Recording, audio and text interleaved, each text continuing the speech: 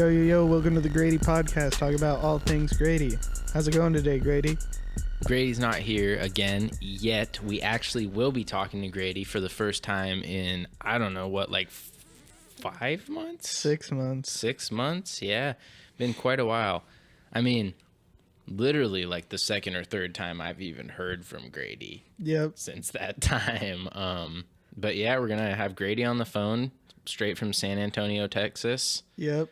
Via Bluetooth speaker phone connection. It's not going to be a great setup, honestly, today probably, but it should sound manageable. It's going to sound like a phone call.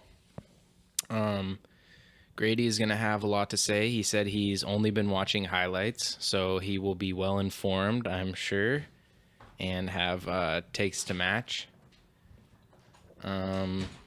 We do have a decent amount to talk about today, as usual this time. This time of year. The Patriots got a win today. Wow, excuse me again. The Red Sox playing the Dodgers in the World Series starting Tuesday. We're recording this on Sunday from the couch, watching Red Zone from now on, because we're slaves to fantasy and we don't care about the narrative of games. Nah. Right, Jeremy? Definitely. Yeah. I hate football, really. You don't hate football. You're a slave. You're a legitimate, like, you're not a red zone slave to the NFL on Sunday, but you definitely just sit and watch football on Sundays, and don't act like you don't. Don't judge me, Walk. I'm not judging Sometimes I do homework. I'm just saying. Yeah, okay. I'm just saying you're a slave to this game as much as the rest of us. Shackled and chains. We are slaves to this game. This football game. Goodell got me around his little fingers. Patriots game didn't make me happy today. Oh, they won. I know they won. They had a high scoring win against the Bears, who have been a decent team this year, you know. And 3-2 coming into today. Yeah. In a very competitive division, you know, the Vikings and Packers are also 3-2. Yep. Coming into today. So the Bears could have easily been undefeated coming into today. The Patriots could have easily scored 50 points on them today. Yep. And they didn't. They almost did. Yeah, but it was a frustrating game. But anyway, we'll get to that later.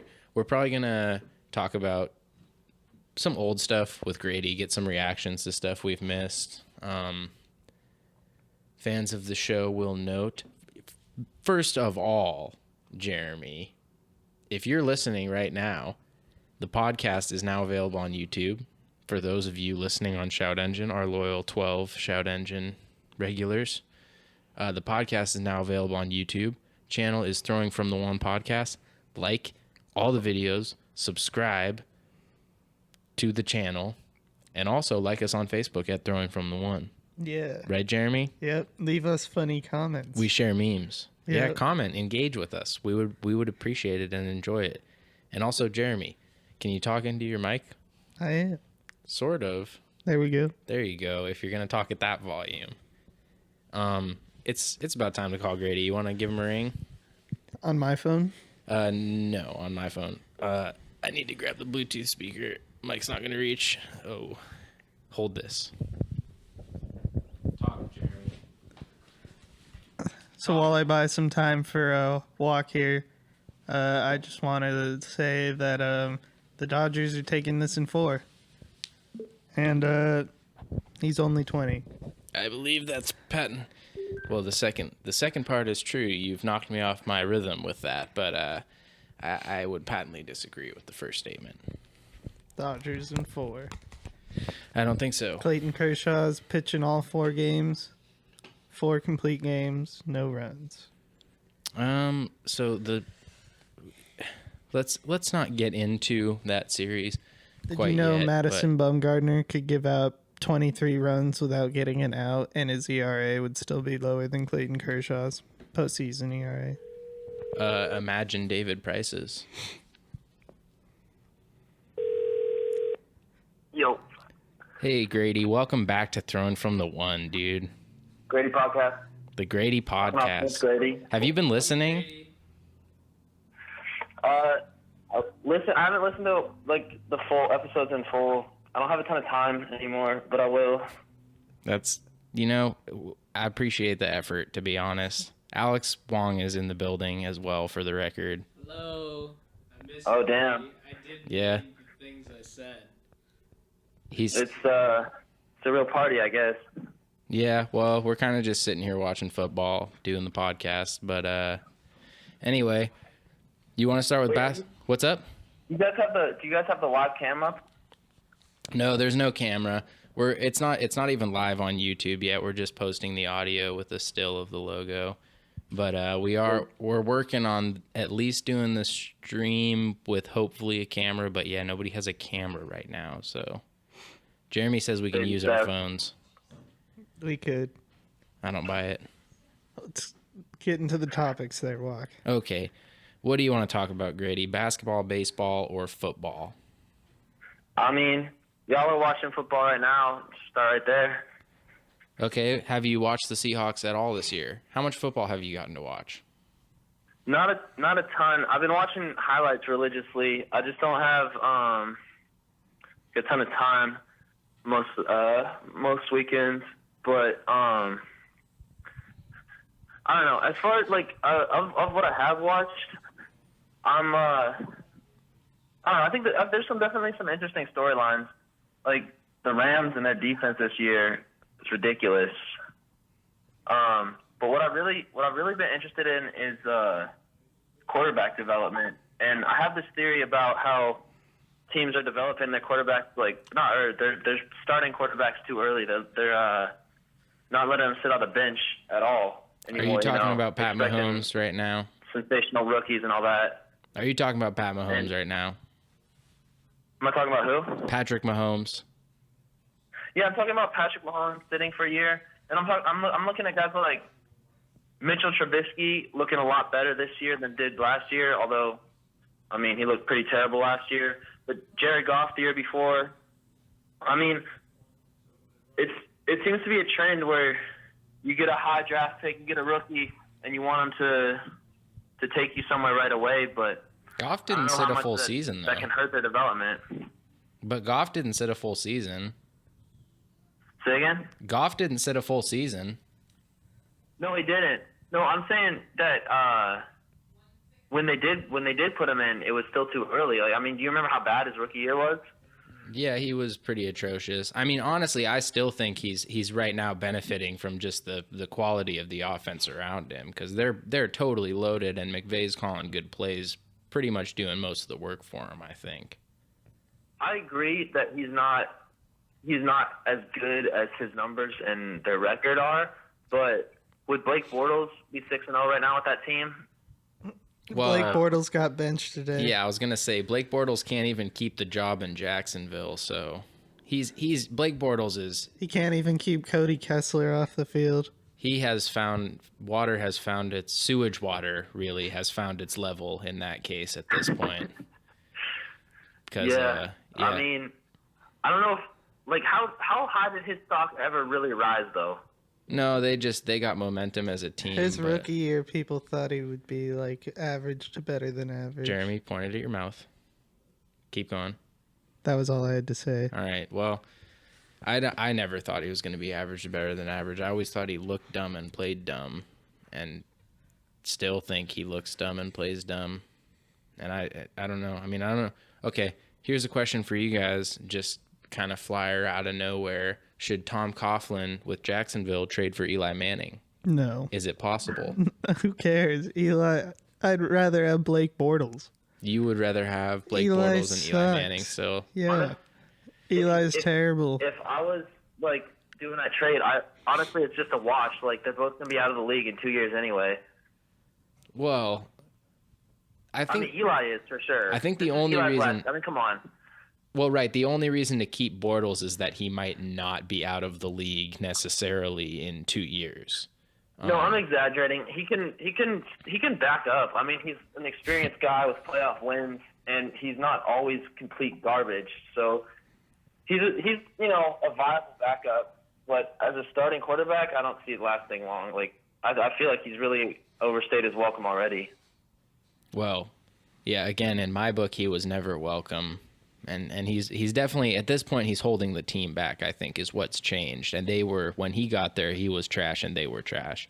And now it's a legit team. What? Who did they go ahead and mention for? Who came in? Jeremy, did you witness what just happened? Yeah.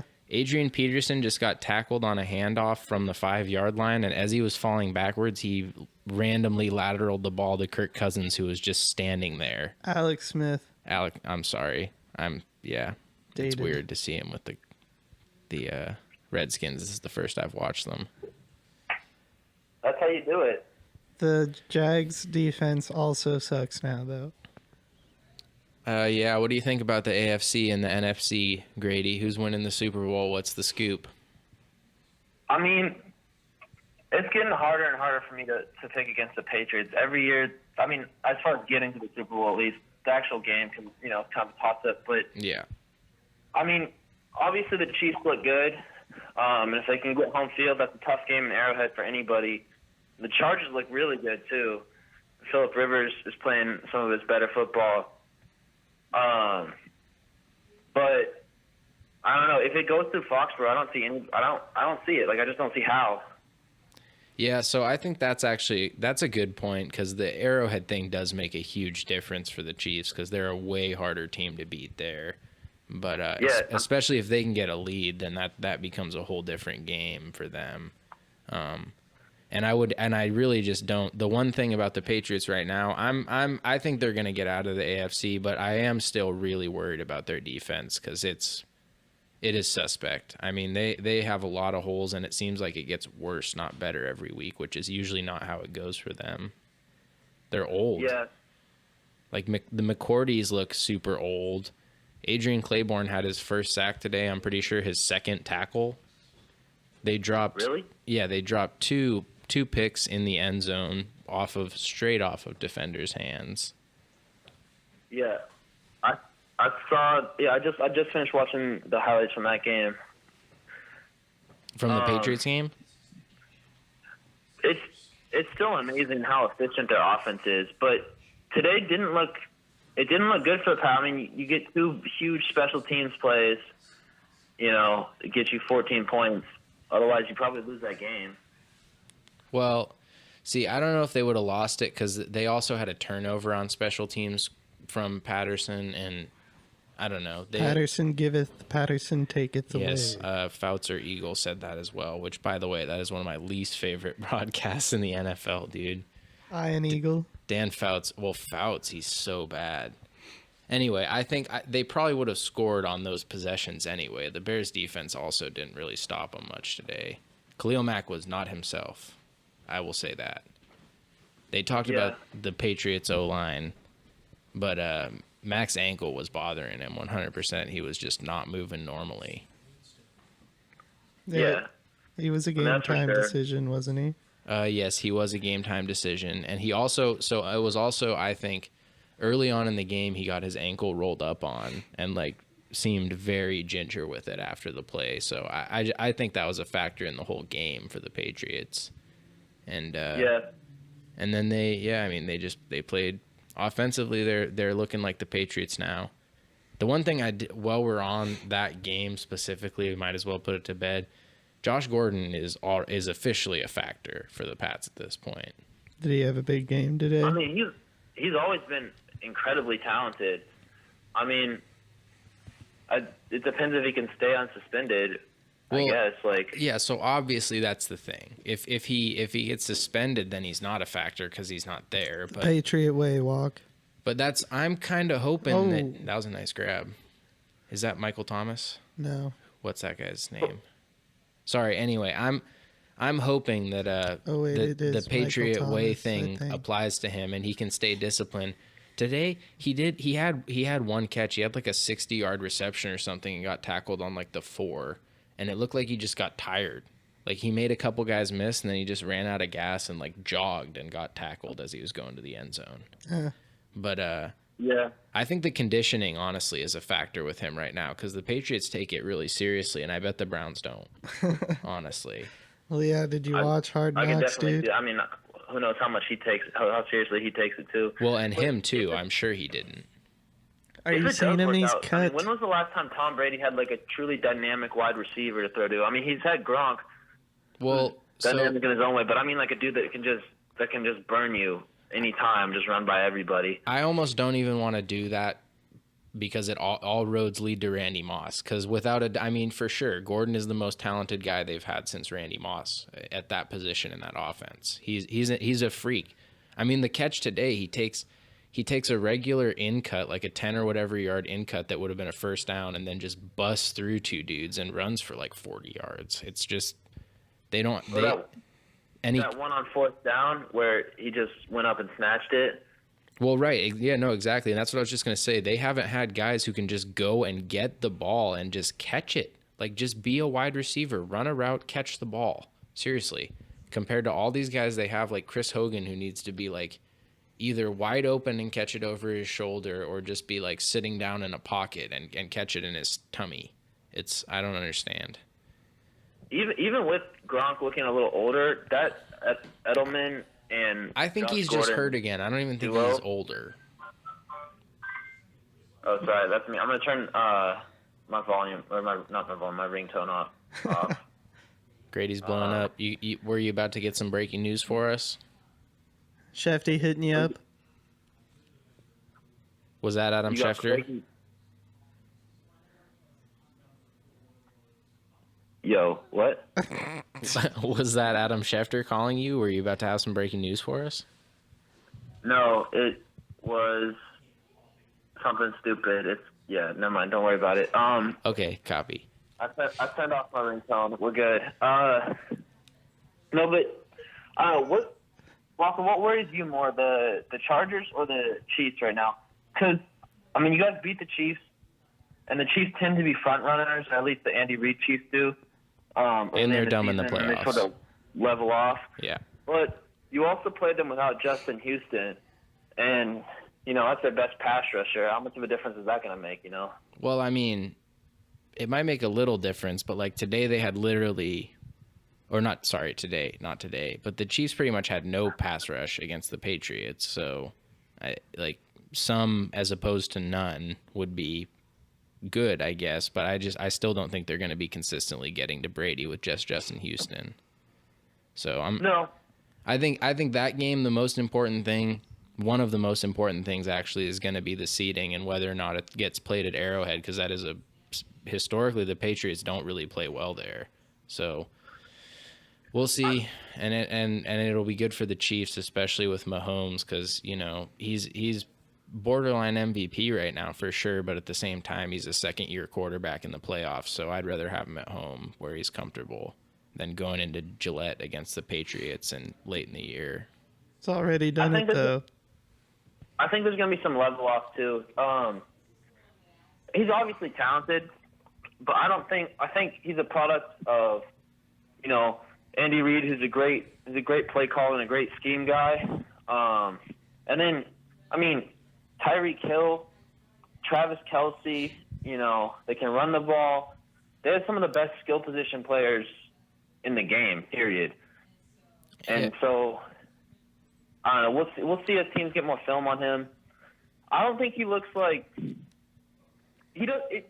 He makes plays, but he doesn't look absolutely sensational to me. He doesn't look like he's just like, it's not like watching Patrick Mahomes right now. It's not like watching Michael Vick the first time you saw him, right? Like, it's really good and he's sharp, but he's not.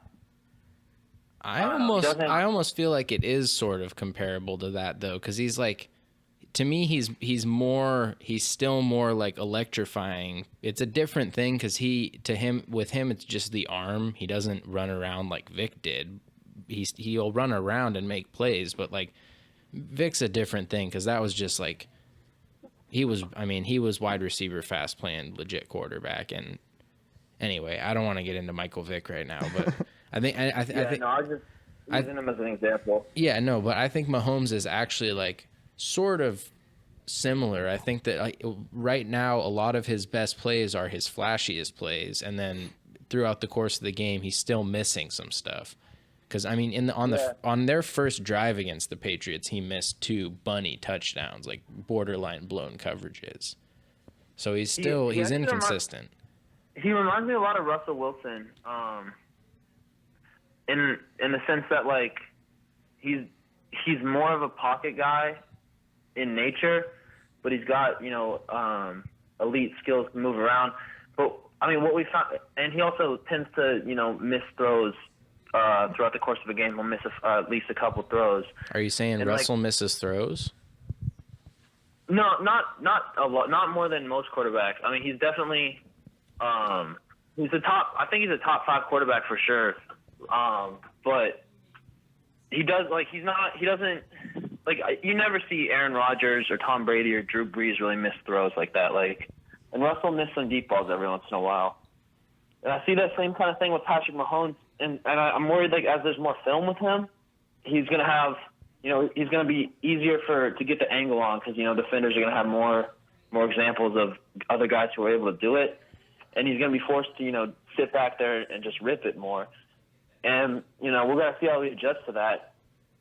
And I mean, it can go kind of a couple different ways with running quarterbacks, but I've seen you have your Kaepernicks and your RG3s who just simply cannot adjust the fact that they have to make most of their plays from the pocket as teams get more film on them. And then you have guys like Russell Wilson or Mike Vick even, who do adjust to being able to play in the pocket more and more and, still can play at a really high level. I think Patrick Mahomes, because he likes to be a pocket quarterback more than a running, I think he's better suited to adjust to that than say like a Colin Kaepernick was. But, we still got to wait and see.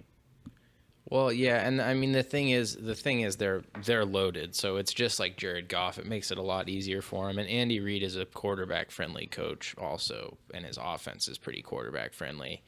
The one thing I would say is that I think the film thing usually takes a year to come into play, really, because it's once teams kind of learn to game plan, and really it takes a couple teams successfully stopping you on film for other teams to figure it out, because the NFL is a total copycat league, and it's just once somebody has a good idea, everybody else starts trying similar stuff.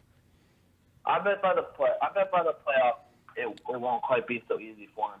I'm not saying he can't. I mean, that team is good enough to go out and win a Super Bowl if they can keep it together and stay healthy, no doubt. But I think as the season goes on, did you say win the Super Bowl or get to the Super Bowl? Probably actually win that division. I'd be most worried about the Chargers if I was you right now as a Pats fan.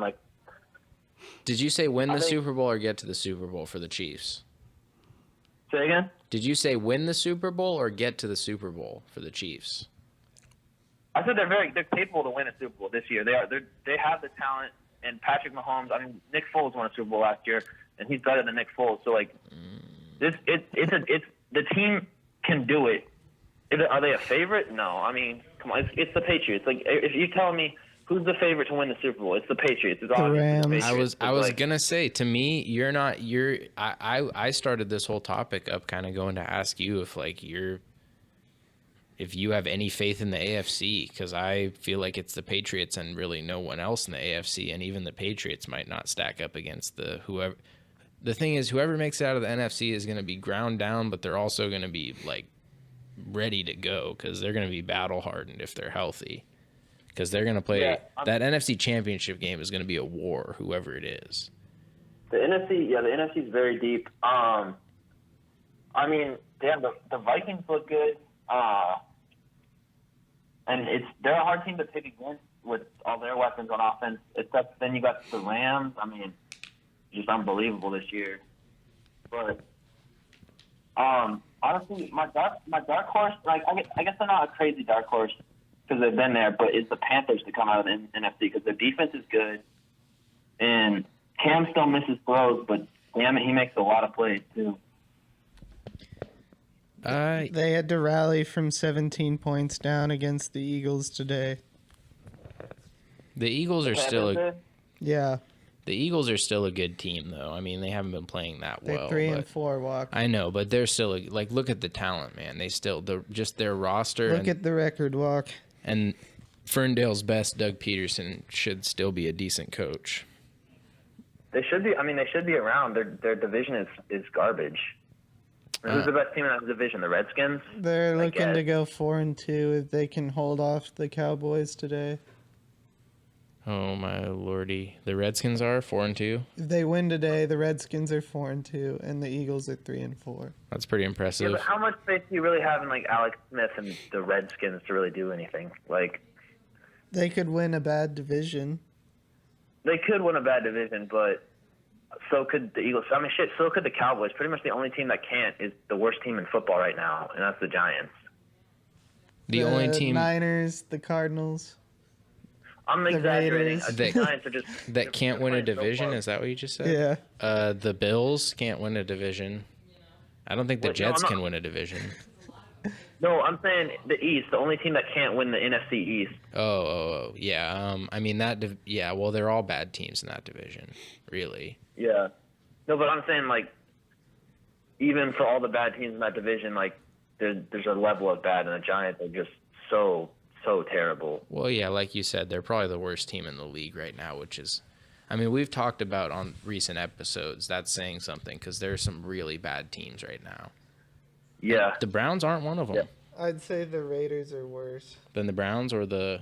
than the Giants, as are the Cardinals currently. I would say Raiders, Cardinals, maybe Cardinals play Bills close still. games though. Well, They lost 42-0 on Monday Night Football to the 2-4 Broncos. yeah, that's what I was gonna say. Except for Okay, that's fair. But they played the Seahawks close. six and sacks. They beat the Niners. I mean, who are not good, but 6 sacks, 2 pick sixes, 2 strip sacks. that's pretty ugly. yeah, Jesus. What's the deal with is Allen Yeah. their young fellow? What do you think of him, Grady? Josh Allen. No, he's not with the Cardinals. He's with Oh, the Rosen, the that's Bills. right. Yeah. Yeah, Josh Rosen. Josh Rosen. Yeah. I'm unimpressed so far. Like, I don't know. Actually, I'm pretty unimpressed with all these rookies right now that have been playing. But then again, like that feeds right back into my thing about, let these guys sit on the bench. Let them watch an NFL game from the sideline and be around an NFL team and be around other dudes who have played the position for a while and learn things and pick up tricks and, throw against NFL, first team defenses in practice and let these guys get a sec to adjust. I mean, they're 21 and, we talk about, kids coming into the NBA and stuff at 19, right? But there's a difference between coming into the NBA and being Jason Tatum and being able to put up buckets when you're a kid and coming in and being the He's starting only 20. quarterback in an NFL franchise and instantly being the face of that franchise almost no matter it's almost always the quarterback unless there's an MVP caliber player somewhere else on the team But I also feel like it's easier than ever right now to come in. If you have a good offensive coach that will call the right plays for you and a good offense, it's like no one's allowed to hit you. Your receivers are going to be open half the time. Half the teams in the league can't play defense even if there was rules that would let them. I don't look at all these guys are balling out. I still don't think Jared Goff is, as good as these numbers. Half of the guys aren't as good as their numbers. I know, but I just don't believe in throwing these guys in the fire so quickly. I mean, it takes a second to adjust to the speed of the game's being played at. I mean, I don't know. I see a lot of examples of really talented guys kind of getting ruined by their teams. RG3 comes to mind, and now that has to do with injuries, which was the team's fault, but at least in part. And he was kind of just too small, but I mean, he's not the only one that seems to come into the game underdeveloped, and you can lose your confidence that way. Or when the game does level off for you, if you do play well as a rookie, you can I don't know, it can be harder to adjust. Well, yeah, I don't know. I mean, I think it can go both ways because with RG3, I think just got injured because his coach was an idiot and too old and not worried about the future of the franchise. And I almost think his rookie year was momentum, and he probably would have come back to earth either way in his sophomore year because I think with quarterbacks, the sophomore slump is what you have to look out for with all the film like we were talking about earlier.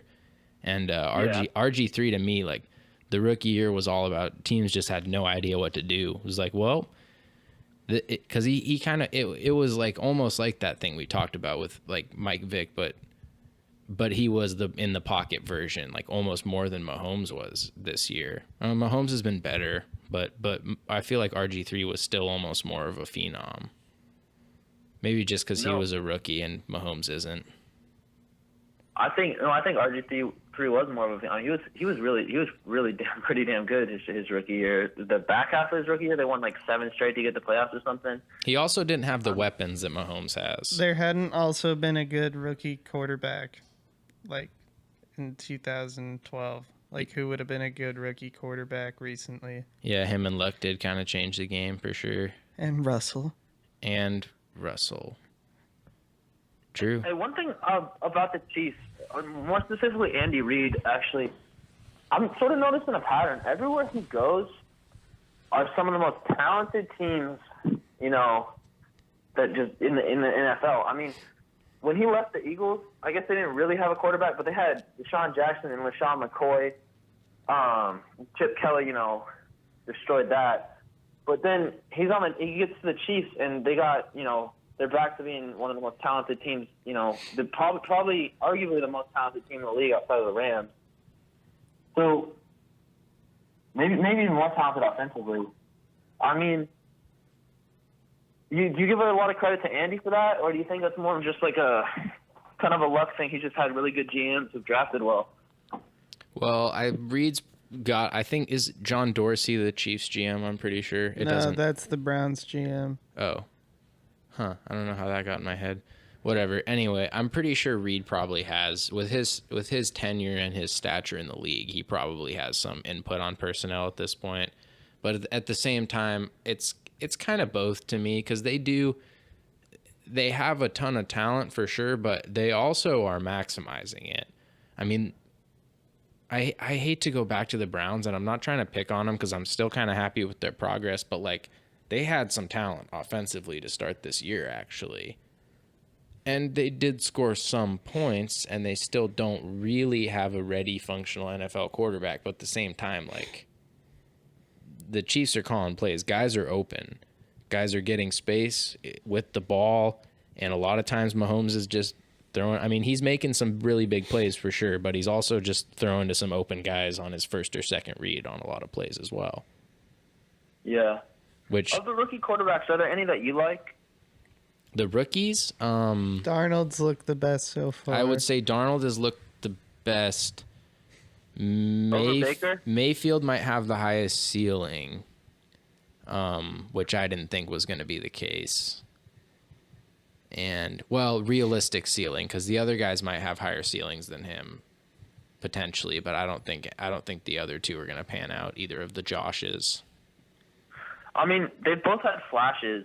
Yeah. Josh Allen, more than Josh Rosen, has had a few more moments where you go, oh, that guy could be really good. I don't know. I'm not terribly impressed with any of them, to be honest. Like, I still think LeVar Jackson might be the best of this class when it's all said and done. Jackson actually has been somewhat impressive for sure. He's it's 1 weird. for 6 throwing the ball.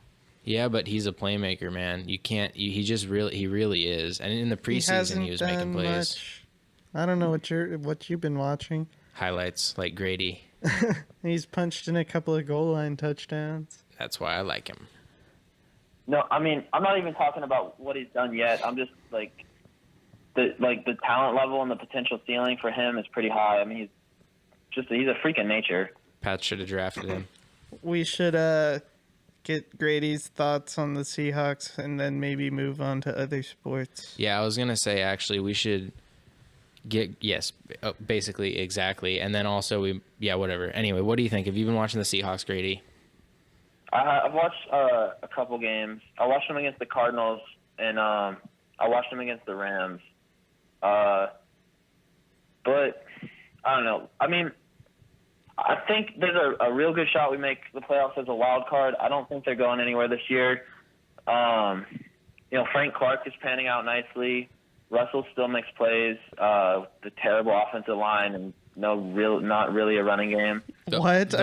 Dude, you haven't been watching. Yeah, the Seahawks have had 150 yards running in 3 straight weeks. Their running game's back. And they've had, like, 400 500-yard individual rushers on the season. And the line play has actually been Yeah, better. and we have the highest rated line by Pro Football Focus since week 3. I wouldn't say best line in the league, but the line play has been better for sure. I mean, do you believe it though that it will hold up? Yes. I don't know. It might actually. We've been averaging like 5+ yards a run for like a month now. It does look pretty good, and I still don't think the running backs they have are much to write home about. Dude, Chris Carson's making plays. Mike Davis is making plays. I feel like they have room to run. It might just be that the Seahawks just have a purely run-blocking offensive line, and they haven't been using it. Well, we've focused all our signings this year. Everyone we signed was run guys. We signed Fluker, who's just a monster of a man who pancaked Ndamukong Suh a couple weeks ago. And then we also got Sweezy back, who is also a slow hunk of man, but he's big and he's strong. A monster of a man and a slow hunk of man. That's a pretty good run-blocking combo right there. Yeah, well, J.R. Sweezy can't move, but he can go forward. So, I don't know. are they they have a shot at a wild card, record speaking still, right? Yeah, I still think we fall up short. I mean, the Seahawks are typically, they're the opposite of the Chiefs. They start slow. It seems like every year, every Pete Carroll year at least. Like, we don't play our best football until about week 9 or 10, and then, you know, they sort of hit their stride. But I don't see them going. The NFC is too stacked. Even if the run game and the line is improved, I don't think it's enough. Like, not in this conference, not playing on the road, because they're not going to catch the Rams. No, I doubt they win in LA. But even if they do, they're 3 games back, or they'd be 2 games back. Well, they're not winning the division for sure, and they're definitely not getting out of the NFC. That's what I'm saying. I mean, you can't. I think going on the road in the NFC. I mean, I don't know. I think there's positive signs, but it's all down the road for us. Yeah, I mean, that's fair. The O-line, the problem is some of the stuff that's happening is getting kind of old, but in general, all of a sudden they are a pretty young team actually. And the defensively especially, although the defense is still not ideal. We have the highest rated secondary in football. You want to talk NBA a little bit? Yeah, let's actually take a break, and I will charge my Bluetooth speaker a little bit, and we'll call you back in like 3 minutes. That's not very much charging. I know, but it's better than nothing, and I need to pee. And then, yeah, we'll just call you right back, and we'll get back into it before we start back on the next segment. Sounds good. Okay, we'll be right back.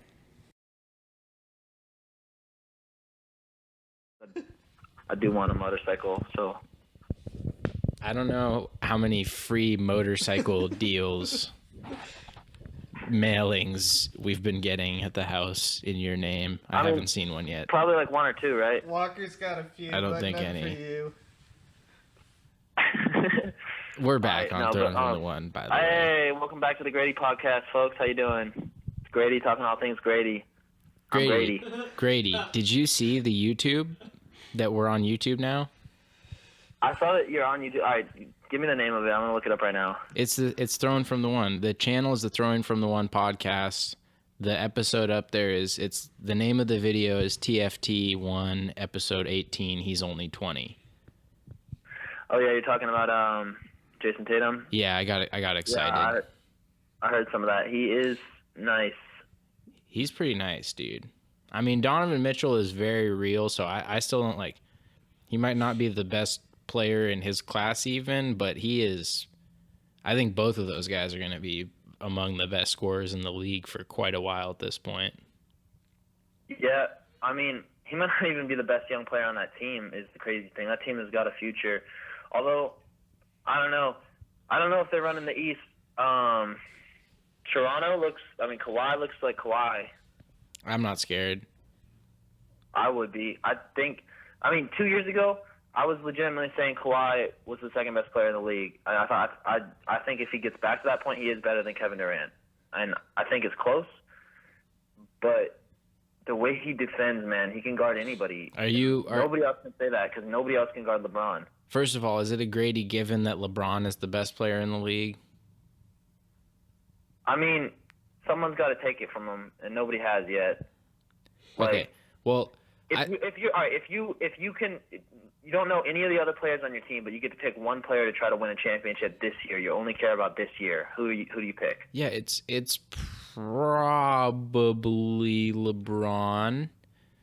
It's LeBron or Anthony Davis. That's what I was going to say. See how you can make that strong an argument for Anthony Davis. Yeah, so it's probably LeBron, I would say for sure.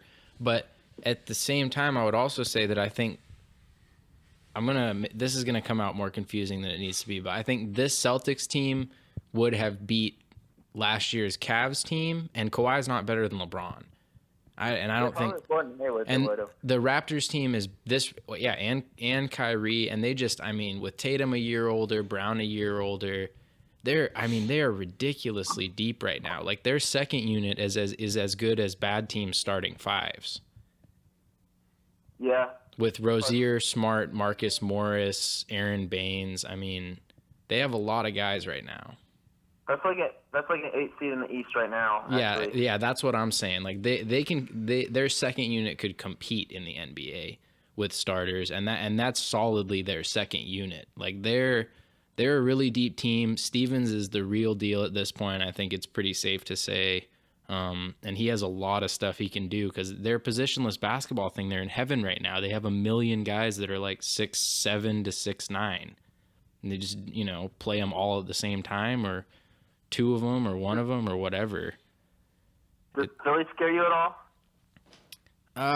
How could they after watching the opening night game and Joel Embiid coming out afterwards, which I kind of think is like a grown-up move to say it's not a rivalry, that the Celtics kicked their ass. But also it's like, I don't think that's the attitude to have. Like, you need to come out and say, like, we need to be kicking their ass because this is a rivalry. Yeah, I mean, I don't know. I think he's not wrong.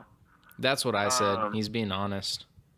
And the Celtics have been dominating him, which to me, Philly is, they still have, it may be as bright a future, if not brighter, than the Celtics, but right now the Celtics are a better team than them, and they just absolutely. Right now it's not close, and they're gonna neutralize Philly defensively. There's a lot of teams in the NBA right now. They're gonna have a lot of trouble scoring on the Celtics, I think, and they can score too. All of a sudden they can shoot. Yeah, I mean, and I wouldn't be surprised if we saw the Celtics in the finals. I mean.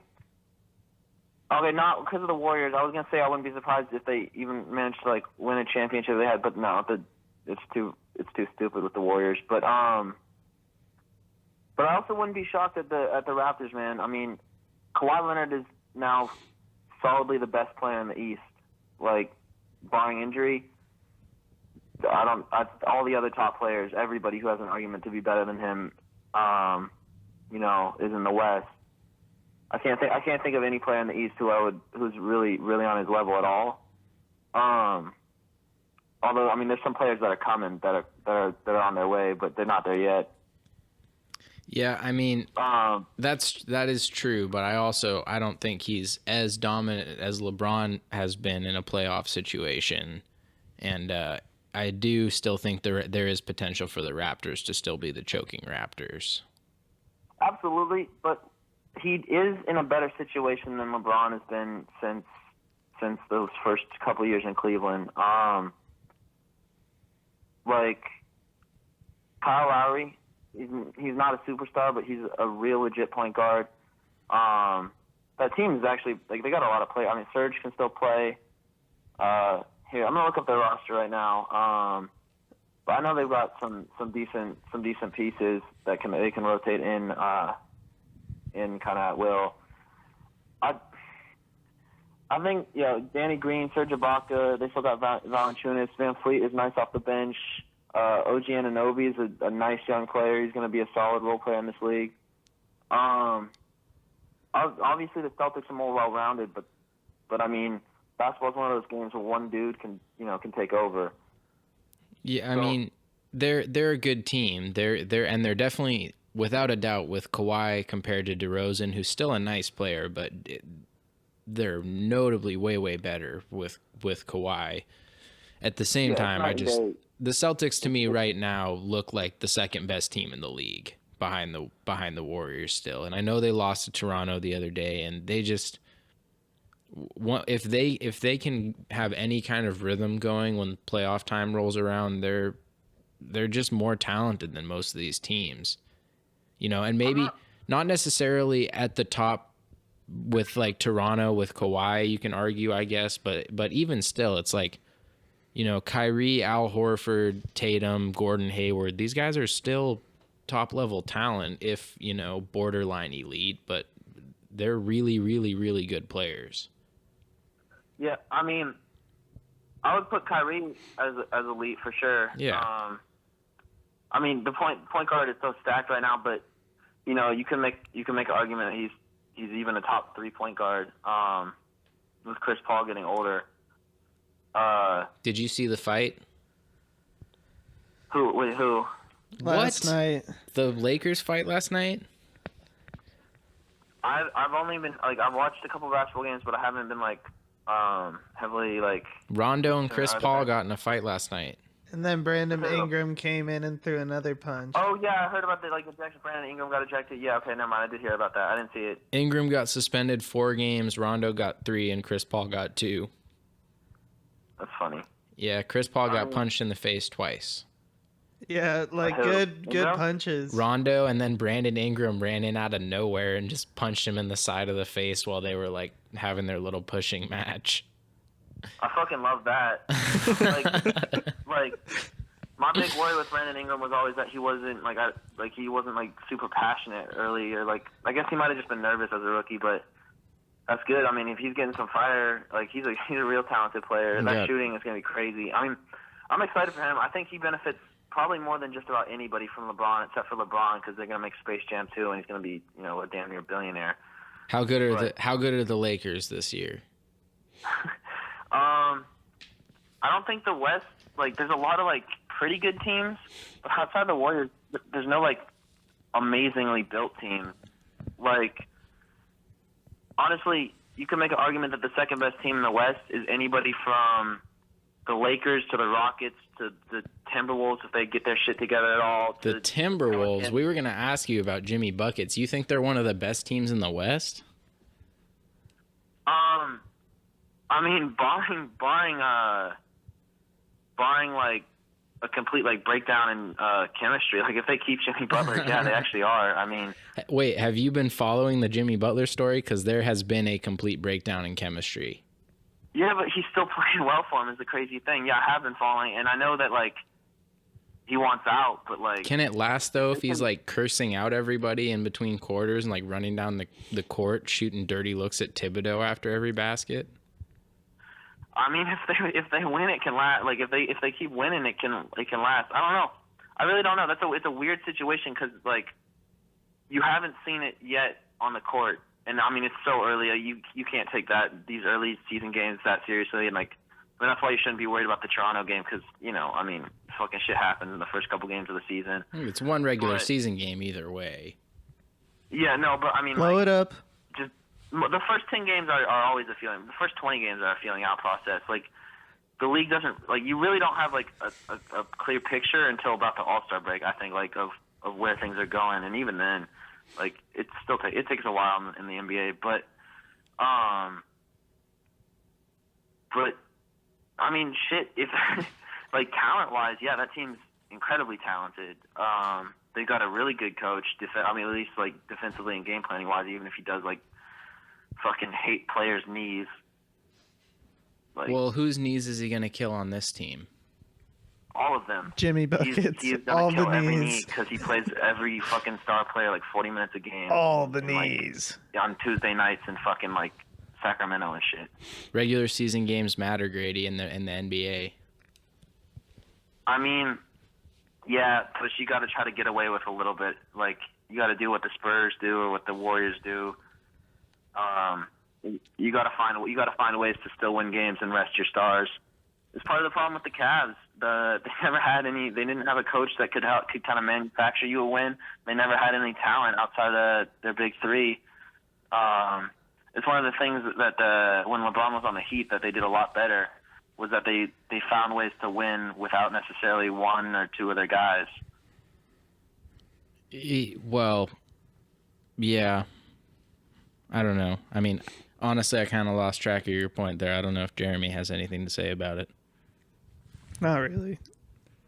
Sorry, Grady. It makes sense. I mean, Pat Riley is a better coach than Tyronn Lue, confirmed. But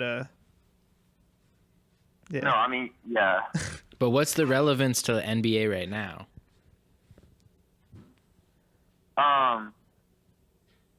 I'm saying that we were talking about like Thibodeau. He's not one of those great guys who can like do that. Manufacture you a win. No. He relies heavily. So I mean, and he gets players. He does get players injured. I mean, people get hurt playing for Tom Thibodeau. But he is a good coach. And if they do stay healthy for this year, because people don't necessarily get hurt every year. Yeah, they're not. I don't know. Nobody's competing with the Warriors, not with DeMarcus Cousins, unless he finds a way to completely tank their chemistry. Which, honestly, I'm holding out hope for. That he just sort of has a meltdown and makes things terrible there. But aside from that, the team is stupid. Like it's like if we were playing my league, and you just like overruled every free agent decision that went in against you, and you're just like, no, actually, I think he signs with me this year. Yeah, I mean, I think no one might have a shot, even if Cousins doesn't pan out, but there is a possibility that he does tank their chemistry. I'm hoping he's that toxic. I'm not sure that he is, or that he's been in some like stupid situations, and like he didn't really destroy the Pelicans when he was there, so I'm worried that he might have been that whole thing in Sacramento might have been a product of being on the fucking Kings, but Well, Sacramento's a pretty terrible situation. That would tank a person And so, a pretty bad place. Yeah. straight up. I don't know. Like, I don't see I mean, do you see anybody at any point beating the Warriors in 7 games? Like, is it even possible barring injury? It's possible. Even with an injury. You could fucking take one of those guys away and It's not possible. No, it's possible. It's not possible. It is possible, but no, I can't see it happening in any scenario. I mean, the Rockets, for all intents and purposes, got worse. Like, okay, so Grady, what is your problem with the -2. Rockets? It's just Melo, because I thought you liked Melo. Well, I used to like Melo a lot. Like he's still a scorer. He can still get buckets. He can still win you a game. Sorta. He also misses a lot of threes. Between now, and his defense is so bad. It's so bad. And if you don't have good wing defenders everywhere, you're not beating the Warriors. It's just not. He's not very good. He can score still, but he's not very good offensively either at this point either. He's just like a slow run around and then ball vacuum shooter guy. He doesn't really pass well. Like, I mean, he never was the most efficient, but he used to be able to take over, every other game, and he really can't do that anymore at all. No, I would be surprised if he takes over a quarter. No, that's not fair. But if he takes over a game this season, it would be an accomplishment, I think. Is he coming off the bench? Yeah. Yeah, no, he won't. I mean, 6th man of the year, hopefully. I don't think so. Probably not even. Yeah, what I've watched so far, I wouldn't be surprised surprised if by the end of the year he's like not getting very many minutes at all. I wouldn't be. Well, I kind of would, because then he'll tank their chemistry. He's totally that guy. Cut him. I don't know if it's an option in the NBA. Well, you can always cut them. You might not get your money back, but you can always tell them to go home. Well, but they probably won't do that. It's got to be the Celtics or the Raptors, actually, that have a best chance of dethroning the Warriors. Like, yeah, for sure. I mean, I guess you could still argue the Lakers, but the whole, like, LeBron can beat anybody thing, it seems to be, like, less and less viable as the Warriors get better and better and better. I don't think the Lakers have a shot, honestly. I don't know. That team is so young, and the chemistry, it's going to be weird. It's a weirdly built team, too, though. It's also a weirdly built. It's also a weirdly built team because it's LeBron with not a lot of shooting. No, that's why I think Brandon Ingram and Kyle Kuzma, they're going to have really good years. But the Lakers themselves, I don't know. Caldwell 50 wins, Pope, maybe. dude. Kuzma's like barely playing with LeBron. Caldwell Pope? In what I've watched. I watched the full second game and like some of their first game. But Kuzma was like barely even on the floor with LeBron. I bet a lot of that is just Luke Walton experimenting with lineups right now. Yeah, I mean, we'll see what they find, but I don't know. It to me it's weird. Like even looking at their starting five, it's weird. LeBron with JaVale and Rondo as his like go-to partners. And really when you watch them so far, it's been like LeBron and JaVale running their offense. Hey man, JaVale can play apparently now. He can still Got jump. some confidence in Golden State. He's still large. He is still big and he can still jump and run. But I don't know. Yep. No, I'm joking. JaVale McGee is not the answer for the Lakers. Watching the game last night, and the more I think about it, I do think they have a chance to it might be LeBron versus the Warriors, and I hope it will be in that final series in the West. I still don't think they have a chance, but I think they can beat the Rockets and probably anyone else in the West once it comes playoff time. I don't know. With LeBron, and if they and Grady is right, if they start playing well, it's a whole different thing, because right now they're in these games just on the fact that they have LeBron basically, and that they have some young talent, but they're not really playing as a good team at the moment, and they're still competing with these teams. He's very unproven, but Luke Walton seems to be a good coach. I think if he can find the lineups, like there's a lot of talent there. Like, I mean, I know like we're all like, oh, how's this gonna work? Lance Stevenson, JaVale McGee, Rajon Rondo, but you also got Lonzo Ball, Kyle Kuzma, Brandon Ingram, Julius Randle. There's a lot of talent on That's that a team. lot of like players that can just do like one or two things though. That's true. It's a lot of like role-playing talent is the problem, I feel like.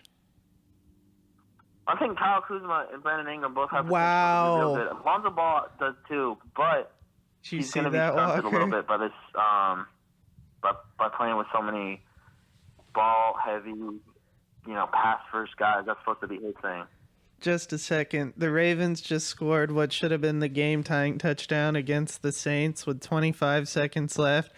And Justin Tucker, the most accurate kicker in NFL history, shanked the extra point. So that they're down one. He sliced that real bad, Jeremy.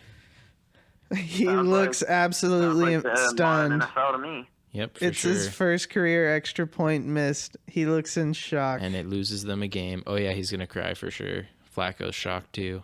Wow. Now he's literally about to be fucking terrible for the rest of his career until he's out of the league. Could be. He might be ruined. You're right. Broken. It's totally possible. Wow. You guys want to do baseball? Sure. Have you watched any baseball, Grady, or like, do you know what's going on? Or we haven't talked to you since. Bars, but my when- focus is not great. When you were, I do know. I mean, I know that what's going on. Red Sox, Dodgers. I'm excited. It's gonna be fun. yeah. So when you were last on the podcast, where the Mariners had baseball started, It had started. like just The barely, Mariners right? were good.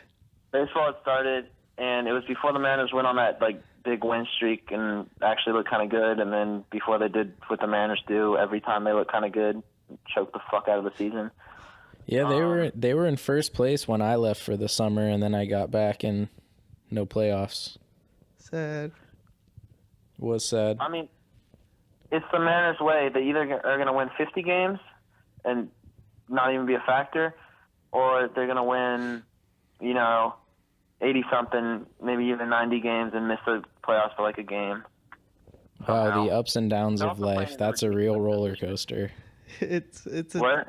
a tough roller coaster walk. I said that's a real roller coaster, the ups and downs of life.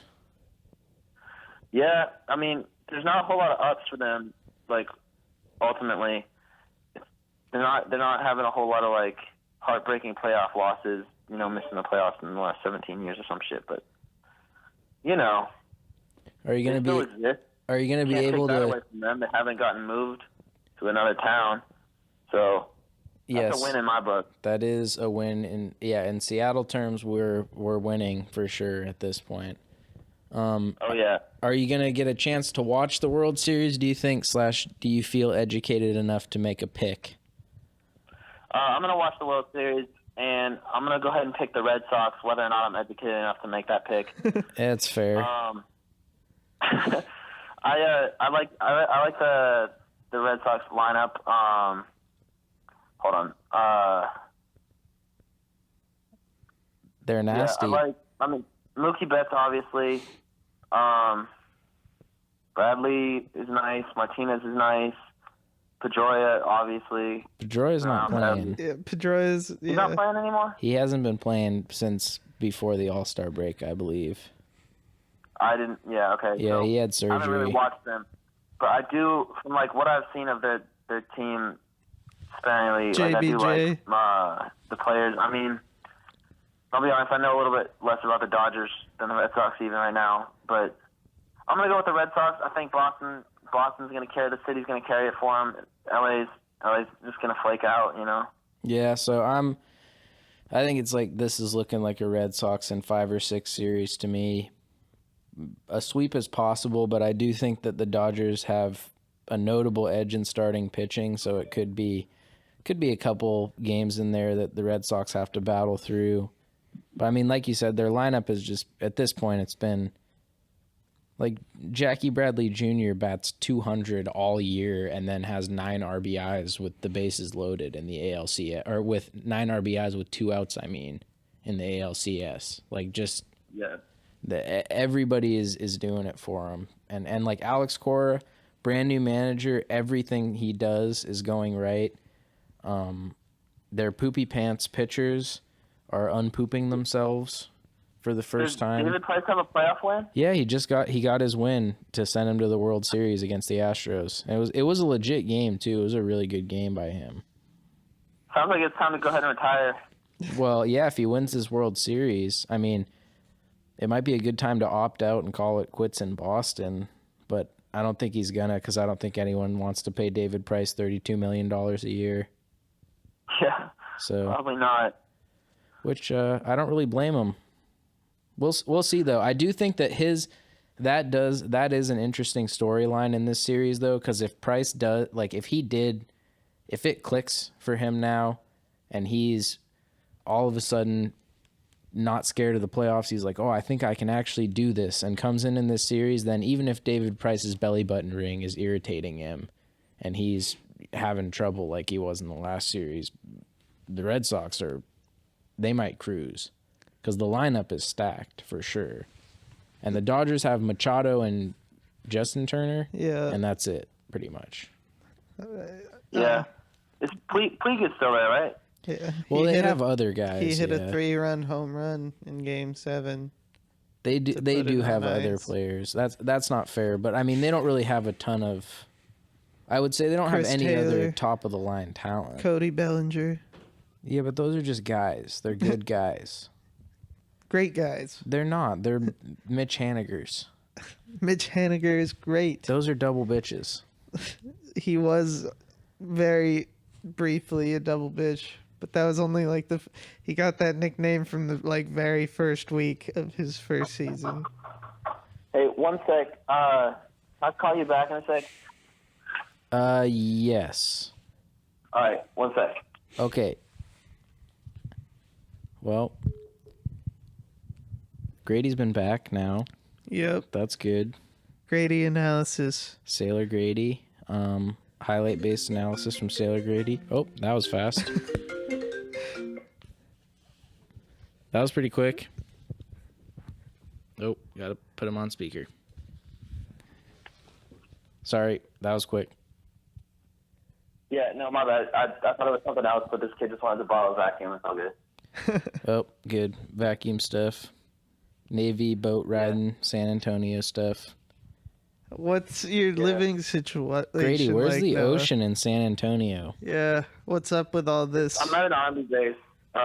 They in like 2005 or some shit, they made it so that all basic medical training in the military happens at the same place. Except for the Coast Guard, I don't know where the fuck they go. So is everybody, are you just at like this big medical training school right now? All right, so like it's kind of weird. Is this classified information? No, it's. I'm pretty sure you can just look this shit up. But I'm at Fort Sam Houston, which is an Army base. It's been an Army base for forever, but it's run by the Air Force now, administratively.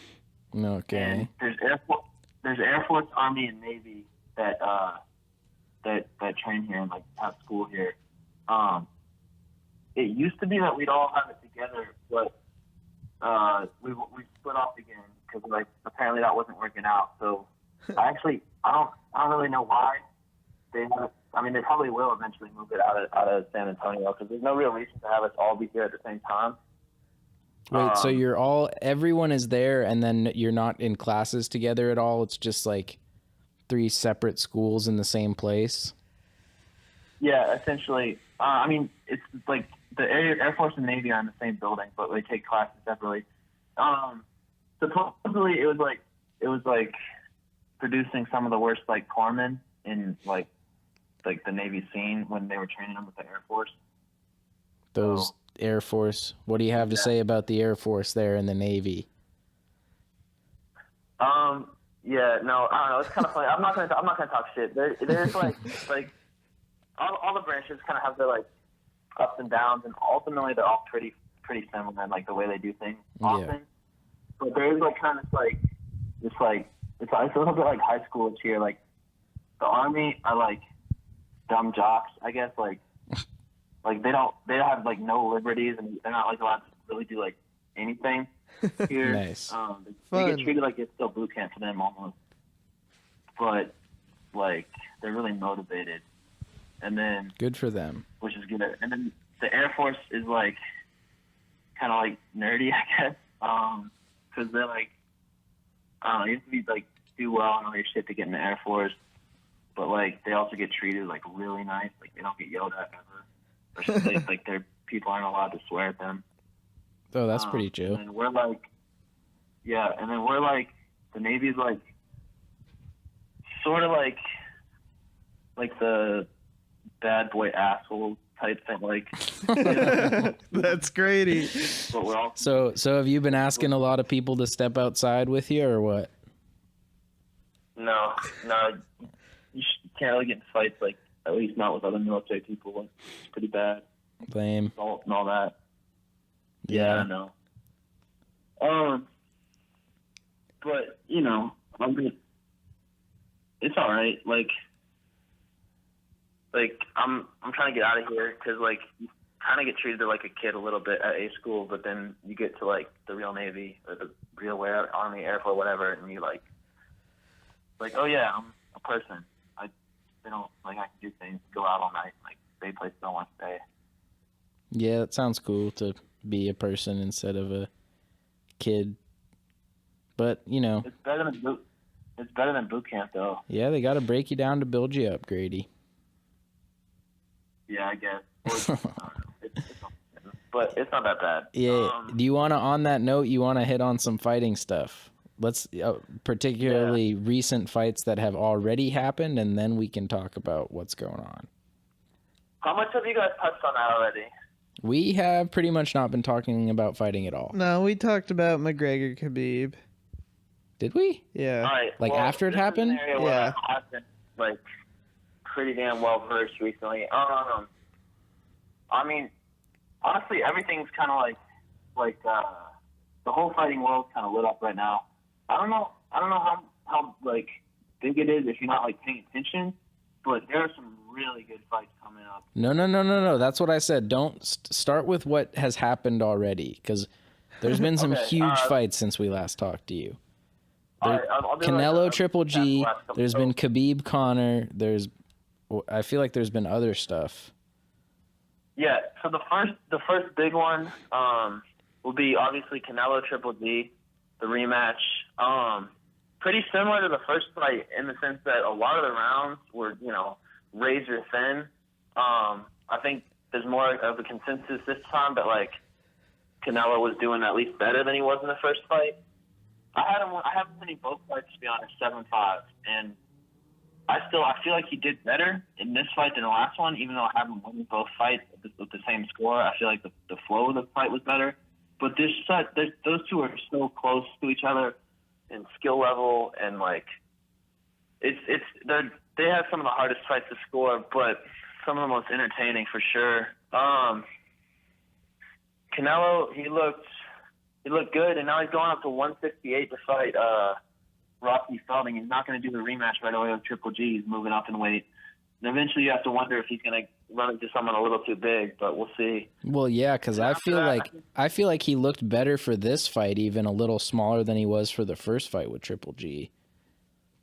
That's what I'm saying. I think he had I really think he had the wrong game plan going into the first fight. I think he came in real afraid of Triple G's power, and with good reason for sure. But he got in there, realized he could take Triple G's punch, but what he couldn't really deal with, and that's why Triple G kind of won the back half of the fight until the last couple rounds, was that Triple G's pace and like just the pressure, the constant pressure, and the constant jab, just forcing you to always be working, to always have your hands up. Like Canelo's a fighter that likes to take breaks in the middle rounds, and Triple G just does not let you do that.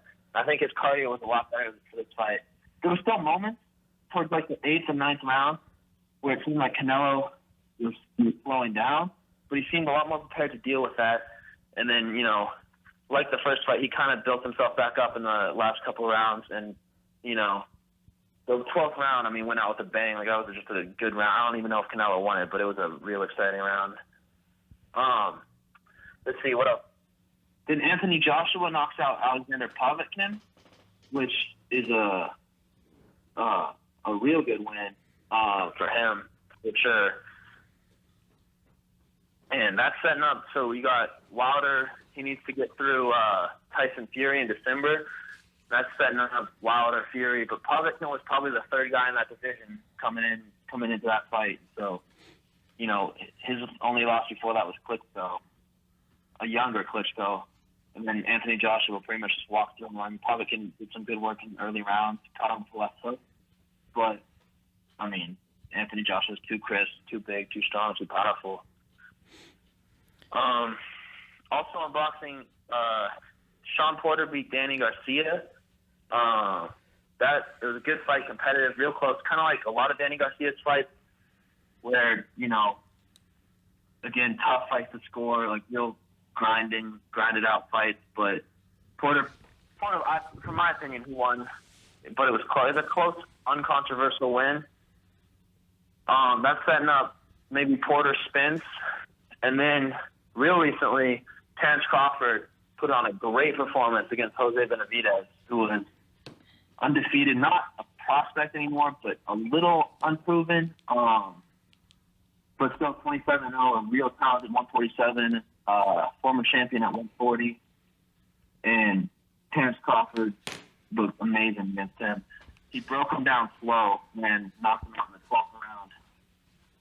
Yeah, I saw that, and it seemed like Crawford pretty much just like beat that guy up.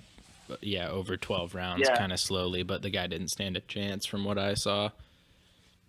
He just chipped away at him. Yeah, he outboxed him the whole night, but he just chipped away at him. He didn't really hurt him until the last round, but he just slowly just made it an uncomfortable bad night for Benavidez. And then when he caught him with that shot, at that point he didn't have enough.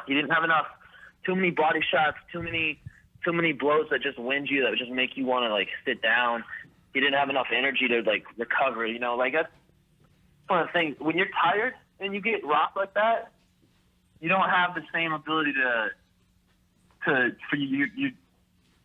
It's not like getting hit hard in the first round. Like you can knock out in any round, but when you get hit pretty hard early and you go down, you can get back because you're still fresh.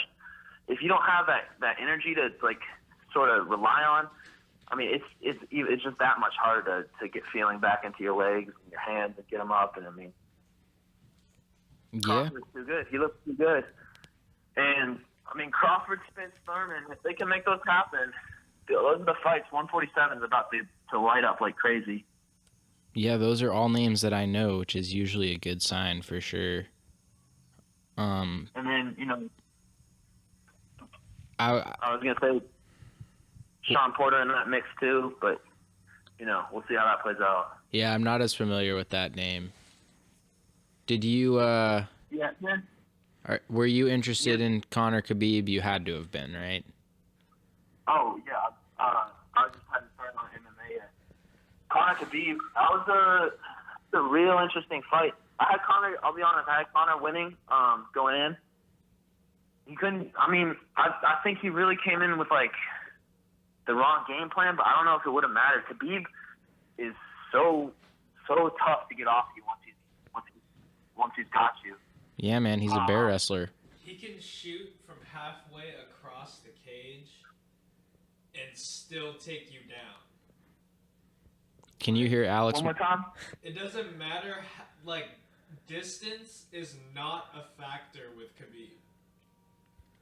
Like, no matter how far and, like, how well Conor wanted to, like, keep the fight on the feet, that was never an option. Like, I mean, with Khabib, I think he could be 2 feet away from you, he could be like 7 feet away from you.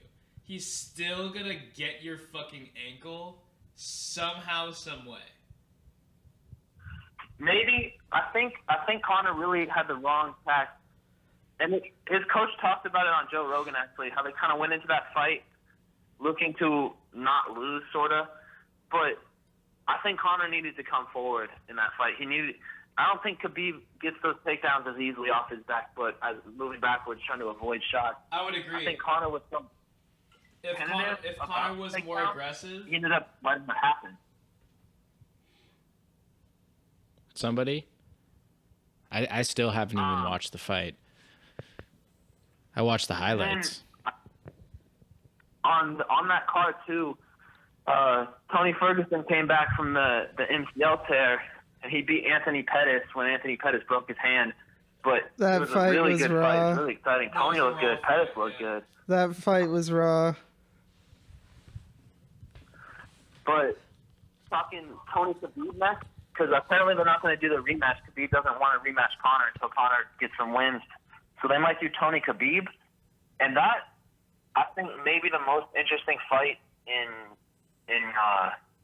mixed martial arts. Because Khabib is this guy who's so dominant when he gets on top, and it's so hard to deal with that. But Tony's jiu-jitsu is at a crazy high level, and he wants you on top. He wants to be in his guard so he can throw elbows and constant submission attempt after submission attempt after submission attempt. And he submitted some really good guys. He's wild on his feet. He's unpredictable, but he also gets hit that way too. So I think you got yourself a barn burner there. Sounds like a barn burner. I will hopefully tune in if I'm free. Walker you calls the heard hockey about John games. Jones? What? John Jones. What about him? He's coming back. Until he fails a drug test again. Yeah, we'll see. But he's going to fight Alexander Gustafsson. Who? Hasn't that happened before? Yeah, and they gave the decision to Jones. That's arguably the only fight John Jones has legitimately lost. He has one loss, but it's for getting disqualified for elbowing a dude illegally in the fight that he was helping anyway. Alex says John Jones won the decision while on cocaine. Yeah, I mean, I'm pretty sure John Jones has won every decision while on cocaine. yeah. Or, Allegedly. Allegedly. Don't besmirch the good name of John Jones. Yeah, don't besmirch John Jones' reputation. yeah, I mean, I don't know how you could. There's he's one of those dudes that's just like a wholesome stand-up, community-centered guy. Like, you think of John Jones, you think of a God-fearing man that just loves his community, loves his people. Just like Matt Barnes. Salt of the earth in general. Yeah, a truly humble dude, man. No, but I don't care. Like, shit, everybody's on PEDs. It's just about who gets caught. Yep, turn the world into the NFL. Canelo's a cheater. Tainted beef. Tainted beef. Yeah, I mean, he's not the only one. That's all I know. No, he's definitely not. Julian Edelman is a cheater as well. Tainted beef. Tainted beef. It's easier in boxing too because you don't have constant USADA testing. It's harder. It's a little harder in MMA to get away with it. Yeah. Yeah. Well, that's why boxing is cool. Yeah, one interesting thing that's kind of happening is the UFC might not be the only promotion for very long. Bellator has some real interesting. Like if you're kind of like a hardcore fan of it, then arguably Bellator has the best 170 pounder and 185 pounder in the world. Their champions could arguably beat the UFC champions right now. Oh, Cowboys Real just threat. missed it off the upright. Strike Force 8 years ago. Yeah, that's pretty inside baseball MMA stuff, to be honest. But I do believe it, which I don't know if having a couple like of the best fighters in any class translates into Bellator becoming, because UFC it's taken so long, even since UFC became really relevant, to become the household name that it finally is. And I feel like Bellator is way behind on that front. Well, we'll see. I mean, one thing I think UFC, or not you, MMA and boxing could benefit from learning some lessons from each other as far as structure-wise. MMA has this system where there's one champion, right? You say who's the best fighter at 170 pounds in, at least the UFC? It's Tyron Woodley. He's got the belt. There's one guy. Boxing has a problem, 5 belts. Who's the best fighter at this weight class? I don't know. Pick one. Like, fuck it. If you don't know, there's 5 different champions. How are you supposed to follow that if you're a casual fan? But the problem that MMA does have is it has single promotions controlling that championship. Like, it's the UFC champion. It's the Bellator champion. It's not controlled by an outside body. And I don't know. If they could, I mean, if Bellator and UFC start co-promoting, which is probably a few years out, I mean, it could be, establishing that single championship and having it go across promotions. The Super Bowl of UFC. What's that? It would be the Super Bowl of the UFC, and they would be, or of MMA, and they would be the UFC and the Bellator FC or whatever, BFC. I don't know. Like the AFC and NFC. But yes, there needs to be a champion for sure. Yeah, I mean, most definitely. That's like, it's kind of ridiculous in boxing at this point. You got like, you should have Anthony Joshua be the lineal champion, the one champion, and then Deontay Wilder be the number 1 contender, and they should have to fight based on the fact that you can't continue to be the champion and not fight the number 1 contender. But instead, Deontay Wilder's his own champion. He can fight who he wants, and Anthony Joshua is his own champion. He can fight who he wants. Yeah, it's dumb. Yeah, I don't know how you fix it, but they probably won't for a long time. I was gonna say, with a lot of work and bureaucracy, which would take a lot of momentum being overcome. Inertia. It's too much money. You can't go and tell like the WBO, hey, like you got to give up your championship, and they're like, what about the WBA? What about the IBF? Like, why do they still get that belt? Like, who gets to be the organization with one final belt? Right. How do you force them to merge? I don't know, Grady. But whatever. You got anything else burning a hole in your pocket? No, I'm okay. Okay. You want to do this again next week, potentially? Yeah. I'm down. I'm going to try to get more like, educated. Like, actually spend some time, like, watching the NFL. Yeah, that'd be cool. We'll, I think this is a good place we hit on everything, good place to call it a day, so we'll just say goodbye as we say goodbye to you. We'll definitely be in touch. Probably do this again next weekend if that works best for you. But yeah, we'll just have to text about it. Sounds good. Yeah. Yeah, we'll be in touch anyway. Okay. I'm gonna go eat some dinner. Sounds good. So, Enjoy Texas, Grady. bye, everybody. Bye, Grady. Bye, everyone. Thanks for tuning in. 31, episode 19. Grady Podcast. Grady Podcast. Like us on Danny Facebook. White's Dirty Draws. at Throne from the One. Follow us on YouTube. Subscribe, whatever it is. Give us a thumbs up. Yeah.